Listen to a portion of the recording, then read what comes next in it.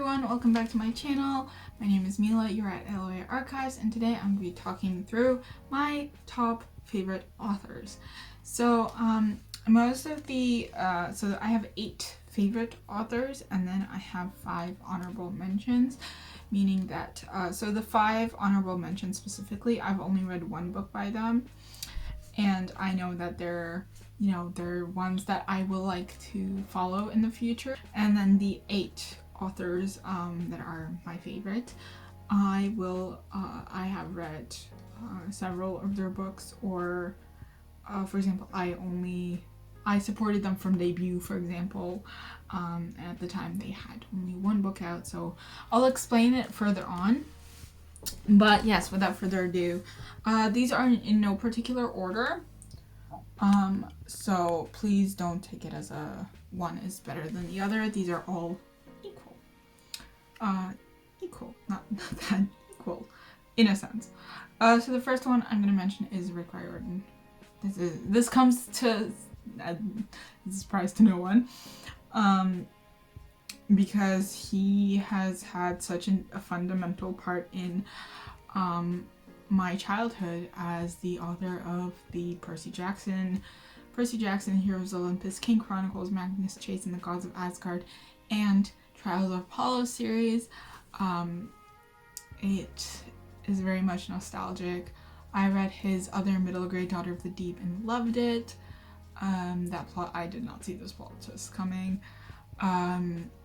He has definitely grown as an author, and when it comes to representation as well. And I am incredibly excited for the Percy Jackson TV show because I trust Riordan, so I'm gonna trust his, who he says the characters are gonna be played by. That's basically the gist of it. I recently reread The Lightning Thief for another video project, and I forgot how much I really loved this series and how excited I am to see these characters grow on screen, even as a 20-year-old, when all these characters are like 13 years old, when all these actors are 13 years old. I'm very, very excited to see what artistic sort of liberties they'll take, what they'll change, what they'll add in, how it will go. So I'm very excited for that. Definitely number 1. The second one is one I discovered this year, Brandon Sanderson. I have read Mistborn books 1 and 2, so I've read The Final Empire, Well of Ascension, as well as Way of Kings, Words of Radiance, and I was halfway through Oathbringer before I set it down because it was getting a bit long. It was getting a bit too much. And I think Sanderson comparing Way of Kings, comparing the Stormlight Archives and Mistborn, you definitely see a lot of growth. Because I read Stormlight Archives first, and seeing as this is his later series, you can definitely see that. Compared to that, if you go Stormlight Archives and then Mistborn, seems like there's a writing downgrade. Whereas for Mistborn first, then Stormlight Archives, there's definitely a writing upgrade. So it depends on how you read it. And yes, because I'm extra, I started with The Way of Kings. Because I'm like, you guys know this, come on, don't be surprised. So I really enjoy his characters, I really enjoy his world building, I really enjoy his plot twists. I read Words of Radiance. It's still my favorite book of literally all time. I think about it daily. I think about the plot twist daily. I think about that one scene where Kaladin's like, Honor is dead, but I'll see what I can do about it. It is constantly on my mind, and that's how big of an impact that book specifically has had on me. Whereas Mistborn sort of like, okay, cool, whatever. So yes, I actually guessed the plot twist that happened at the end of Well of Ascension. I guessed it. And then I read the synopsis of the 3rd book and I was like, I knew it! I guessed it! So, Sanderson is another one. The next one is Joan He, and I actually have all 3 of her books up there. And I've read 2 out of 3 of her books, Descendants of Crane, was republished this year, so I haven't gotten around to it yet. But I am very happy to say that I have enjoyed both The Ones We're Meant to Find and Strike the Zither. She definitely has a specific sort of writing style, and there's very specific nuances to her plot twists and to her character building and world building and to her voice, which I really enjoy. So I think I definitely enjoyed Strike the Zither a tad bit more than The Ones We're Meant to Find, but I don't think they're comparable because they definitely deal with completely different things, and both The Descendant of the Crane and Strike the Zither are fantasy, whereas The Ones We're Meant to Find is more science fiction, Black Mirror episode, if you know what that means. I've never watched an episode of Black Mirror, so I don't really know what that means, but I know that it's sort of the trippy vibe of it. So, yeah, she's really cool. She always interacts in my posts if I tag her. She's really awesome. I'm part of Hesina's Imperial Court, which is where it's her street team, and we get an arc of it, and we get to see the cover earlier, and we get to see the pre-order prints earlier and stuff like that, the pre-order incentives if there are any. So it's been really fun, and I'm really happy about, you know, her books. I'm really happy that I discovered her. The next one is Joan He. Now this is a special case because when I read her debut, The Silence of Bones, is it The Silence of the Bones or The Silence of Bones? See, this is I always confuse it. The Silence of Bones. Okay. So this was her debut novel, and it came out in 2020. Yeah, that sounds right. So I finished reading it while my brothers and my dad and I, my dad, my brothers and I went fishing, as one does when you have when you know you have a dad that likes fishing and brothers that also like fishing. I like fishing, it's a fun time. So I read this one and I really loved it, but at the time Joan He was not, I don't want to say not as big, but she was definitely not as known. And then her second book, The Forest of Silent Girls? Forest of Silent Girls. Forest of Stolen Girls, not Silent. Silent Girls came out, and I got it. I have a copy of it, but I haven't read it. And then The Red Palace came out, and that's when she sort of blew up because of the romance and its very K-drama vibes. And while I haven't read her other two books, I'm planning on doing it, and then I'll do like a ranking sort of video. I have two of her books, and the one book that I don't have is the one that I actually read, which is so funny to me. But she, I was still a baby bookstagrammer when I read Silence of Bones, and she was a debut author. So we sort of helped each other grow in a sense, because she was the first author that interacted with me on my posts, which is very cool. And we talk once in a while, so it's very cool. So yes, that's sort of like the exception of like I've only read one of her books, but I have the two others, so I'm gonna get around to it, I promise. I think I might do a reading vlog of reading all of Joan He's books and Joan He's books, just as a culmination of everything. Or I'll read like Descendant of the Crane, Forest of Stolen Girls, and Red Palace, because I have read, you know, 1 out of 3 for one, and then 2 out of 3 for the other. So we'll see what happens, but I will definitely read her books in the future. The next author is none other than Miss Ma'am R.F.Kuang, that actually signed a copy of Babel, and I have a signed copy of The Poppy War, but I'm too lazy to get it. R.F.Kuang is brilliant. I think she's amazing. I think she's super cool. I think Babel did what it was supposed to do by getting the white reviewers mad.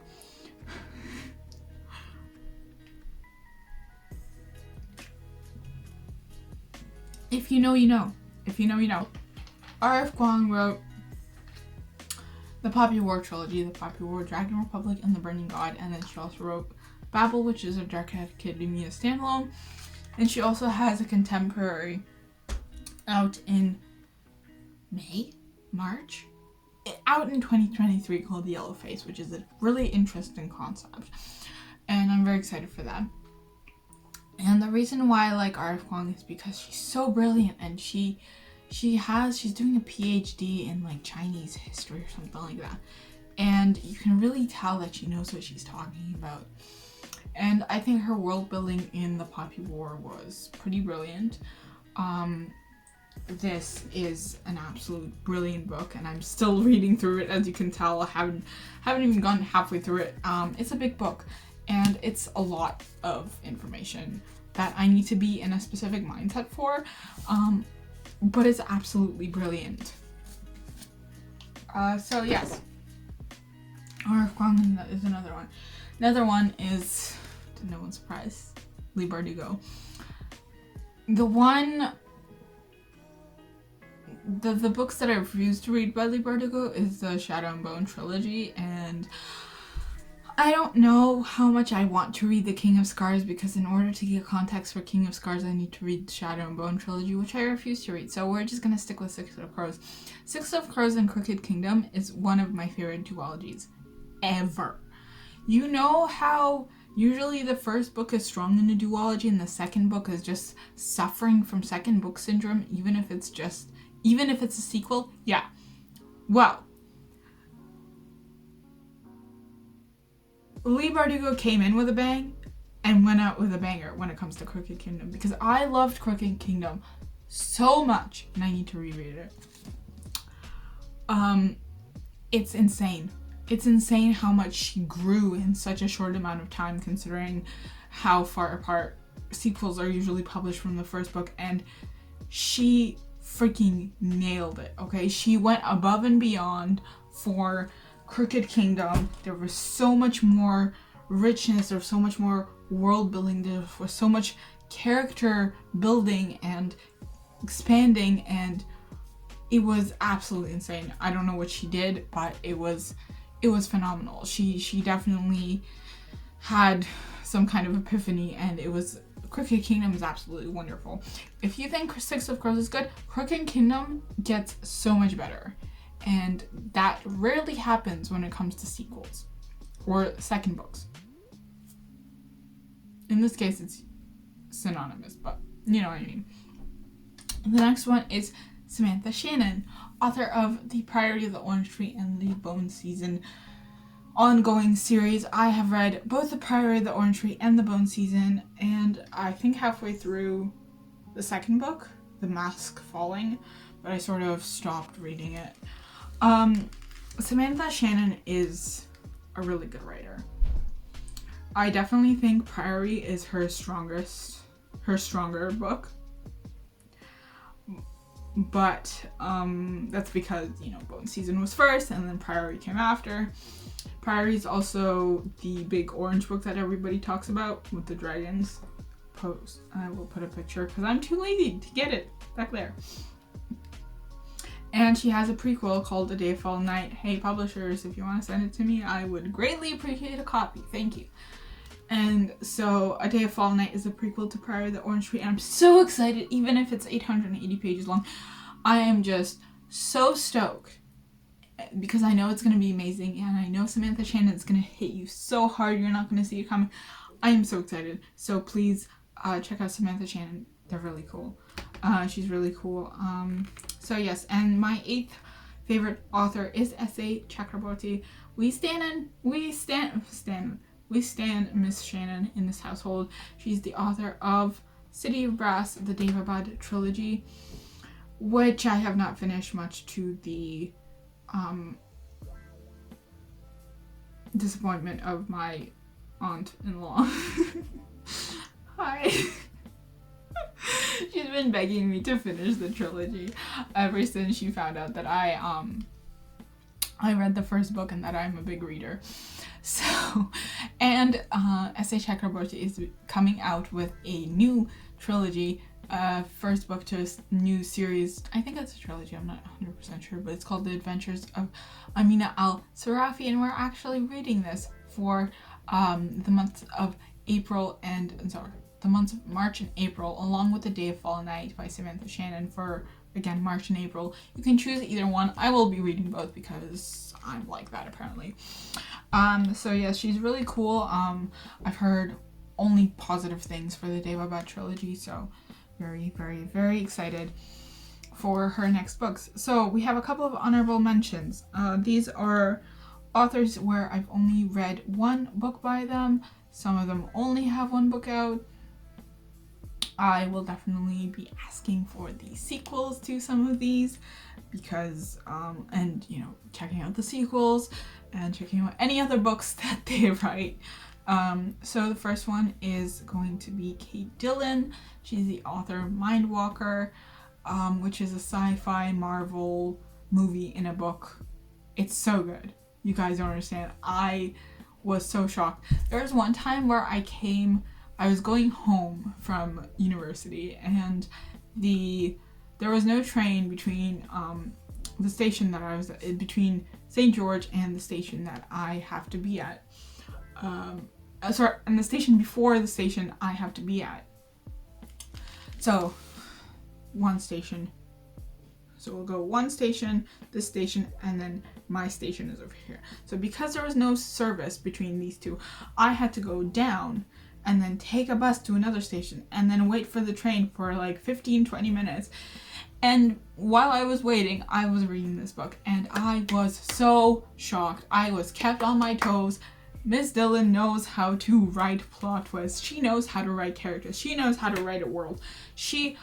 I'm convinced that sci-fi authors have some kind of glimpse of the future, because this happened with the ones we're meant to find. Because the ones we're meant to find tackles climate change and the repercussions of climate change if we don't do anything. And then literally a couple of weeks later, the UN puts out the climate change report, and it's literally the same thing. It was like almost identical findings of what happened in the book because we didn't do anything, and what will happen if we don't do anything in the real world. It was absolutely insane. So I read Mindwalker. So in Mindwalker, the main character has a chip in her head because she's like a supercomputer in her head, basically. And she works for this company called Syntax Technologies, and this company is literally taking over the world. And literally several days, weeks later, there's an article talking about how Elon Musk says that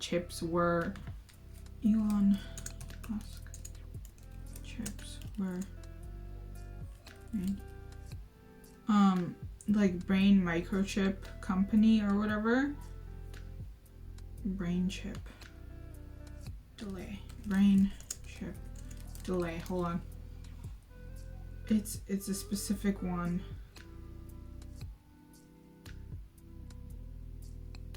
There was a delay for the brain chip, right? And Musk said it, and it was absolutely insane. I'm like, what the hell? I was shocked. So she's really cool. The book is fantastic. It was 5 out of 5 stars. It kept me on my toes. I can't remember the last time I read a book that was so good that I keep thinking about the plot twists. You don't expect the plot twists to come because there's one plot twist that hits you and then you get slammed right back with another plot twist, and it's freaking insane because you don't see it coming at all. And it's fantastic. It's a fantastic book, so please go read it. Another one is Lynn Tan, who's the who's the author of Daughter of the Moon Goddess and Heart of the Sun Warrior, the Celestial Kingdoms duology. She has another book coming out in the same world, not in the series, in the same world. I have not read Heart of the Sun Warrior yet. I'm not ready for that heartbreak, but I've heard it's really good. There are mixed reviews for Daughter of the Sun. Oh my god, Daughter of the Moon Goddess. I really enjoyed it. It took me literally 3 days to read. And you know, I've enjoyed a book when it takes me like a couple of days to read or a couple of hours. Like that means that I couldn't put it down, you know? So I mean, that sort of depends because it took me 2 days to read Lightlark and I hated it, but that's a whole other thing. So Lynn Tan is definitely one of my favorite, honorable mention favorite authors. I will read Heart of the Sun War eventually. There's just so many other books that I want to read that I have been dying to get around to, so yeah. The next one is Olesya Salnikova Gilmore. She is the author of The Witch and the Tsar, which is a Russian feminist Baba Yaga retelling. She doesn't have any other books out, so I can't really say anything, which is why she's an honorable mention. I love this book so much. You guys don't understand. There's just so much to love about this book. It's just so... It's amazing. It's amazing. That's all I can really say. She really pulls in the atmosphere of, it's 15th century Russia? I think it's 15th century Russia.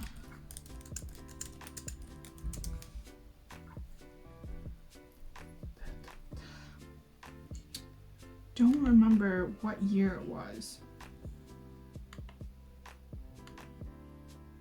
16th century Russia. I was close. She really pulls in the 16th century Russia vibe and the mythology, the Slavic mythology. You don't expect it because you think Baba Yaga and you think, oh yeah, like Russian stories, Slavic folklore, right? But what people don't realize is we also have Slavic mythology. We have gods and goddesses. It's just they're not as known because there's not as many texts about it as, for example, Greek mythology. Also, it doesn't just encompass Russian, tales, but it's Slavic, which is a big portion of the world, whereas Greece is mainly just mainland and the islands around it, that is Greece. So, Russian history, Russian folklore, you have, an enemies to lovers to, I don't know what, between Kashey and Baba Yaga and Yaga. And then you have, animal companions, and you have winter, like a real Russian winter, and you have the different buildings that don't exist anymore, but she really put it out there, and that's something I really, really appreciated. It was a fantastic book. The next one is Jreije. Oh my god, I don't remember how to say this. I feel so bad. I remember seeing it somewhere. Oh my god, hold on. Forget how... Oh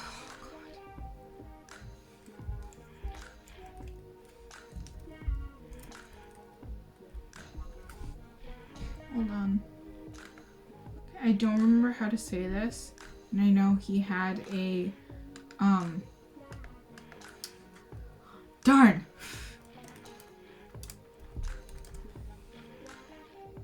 I know he had a thingamabob where he wrote it out how to pronounce it. Aha, found it. Jreije. George Jreije. So he wrote Shad Hadid and the Alchemist of Alexandria. I really enjoyed this one. I got an ARC thanks to the publisher.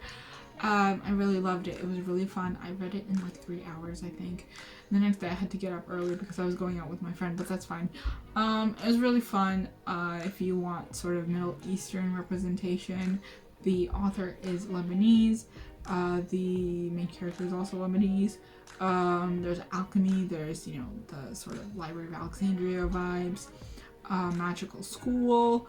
You have sort of a redemption arc for a bully character, which is really nice, because it shows that, kids aren't bullying because they're mean. There's a chance that the kid isn't bullying because they're outright mean. It's because they're taking their frustration, so you have to really understand why.